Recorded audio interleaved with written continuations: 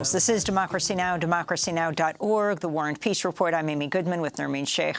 We end today's show in South Africa, where climate campaigners attempted to disrupt the annual shareholders meeting for Standard Bank to protest the bank's financing of the proposed East African crude oil pipeline, known as EACOP.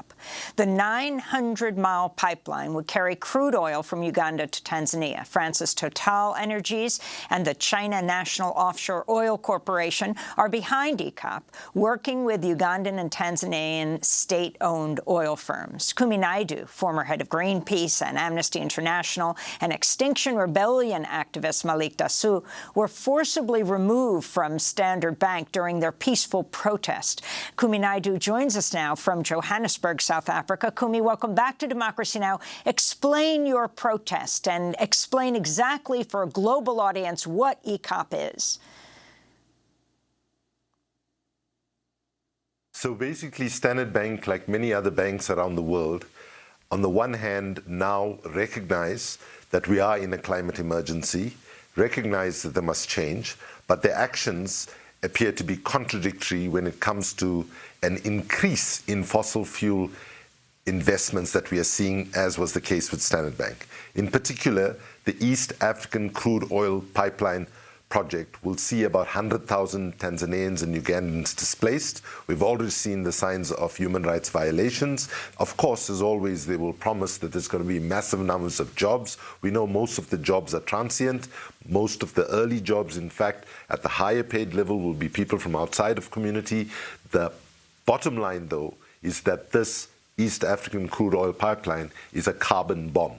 The amount of carbon that this would put into the atmosphere will be catastrophic, right? That would be the equivalent of sort of 9 million cars, for example, on the road.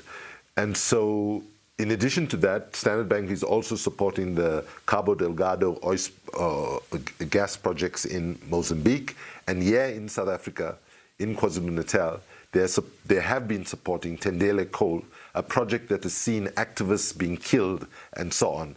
And essentially what we are saying to Standard Bank and to other banks, that you need to recognize that you are now legitimate targets of protests, that we do not have time right now to go after every oil, coal, gas company, every deforestation company and so on. We have to follow the money and shut the flow of capital at source. And basically this might have been aimed specifically at Standard Bank, but it is also a call and an encouragement to activists all over the world. Let's follow the money and let's shut the flow of capital to dirty energy and start redirecting it to clean energy.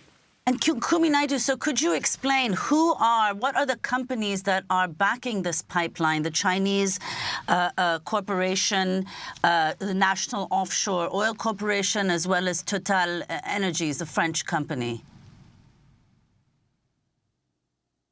Well, Total is the biggest play in all of this, and here's the kicker, right? Assuming that this was okay in environmental terms, right? Let's just for a moment say all our concerns are misplaced, right? But all of this nothing's going to Africa. All of this is going to Europe, okay? So it's extraction at its worst. It's colonial. It's going to potentially put the investors in this project, like other investors that are putting money into carbon bombs right now.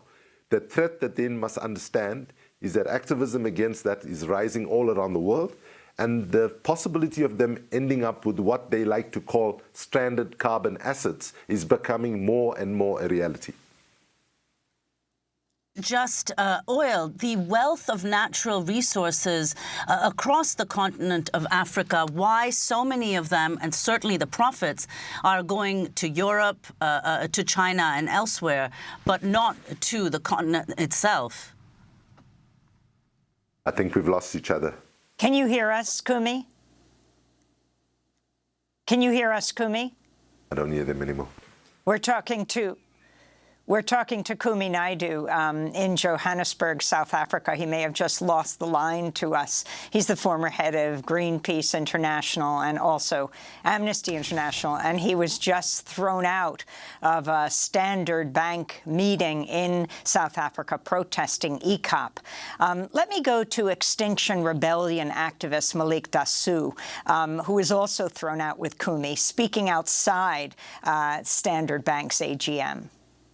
We want them to invest in renewable energy for the mass populations, for vulnerable communities, directed where it's needed.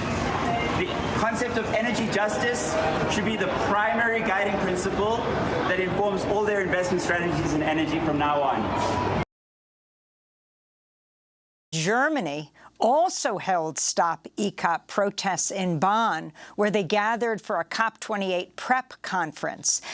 This year's United Nations-sponsored climate summit will be hosted by one of the world's biggest fossil fuel producers, the United Arab Emirates. The meeting will be presided over by the head of UAE's national oil company, Sultan Al Jaber. On Tuesday, the Swedish climate activist Greta Thunberg, who recently graduated from high school, spoke at the conference. It is what we decide now that will define the rest of humanity's future. And whether we choose to do that or not, if we don't, it will be a death sentence to countless of people, and it is already a death sentence to countless of people living on the front lines of the climate crisis today.